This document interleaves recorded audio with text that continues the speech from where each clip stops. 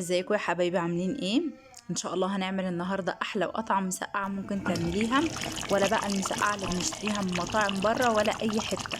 جربوها بطريقتي ان شاء الله تعجبكم جدا. ما تنسوش اللايك والاشتراك في القناه وتفعلوا الجرس عشان يوصلكم كل جديد. لايكات كتير عشان اتاكد ان الفيديو عجبكم. اول حاجه يا جماعه هنعملها عشان نعمل المسقعه، هنقلي بطاطس وفلفل وشطه وبتنجان. اللي عندك اقليه، يعني ما عندكيش شطه مش لازم، ما عندكيش فلفل حتى مش لازم، اللي موجود اقليه. بس طبعا الاساسي في الاكله دي هو البتنجان. تمام. وهرست كده 4 5 فصوص توم، هوريكم دلوقتي هنعمل ايه. اول حاجه هنشوح كده ال4 5 فصوص توم مع معلقه سمنه. تمام. واول ما تبتدي لونها يبقى ذهبي جولد كده، ما نسيبهاش تتحرق عشان الطعم ما يبقاش ممرر وما تبقاش تقيله.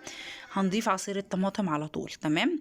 بعد ما سيبناها تتسبك شويه او تغلي غلوتين، حطيت لها ملح وفلفل وكمون، ولما اتسبكت خالص ضفت بقى شويه الحاجات كده، المقليات اللي احنا قليناها دي ضفتها للصوص بتاع المسقعه، طماطم اللي اتسبكت. تمام. زي ما انتم شايفين كده الجمال والحلاوه. جربوها بطريقتي هتعجبكم جدا. مع السلامه يا جماعه، باي.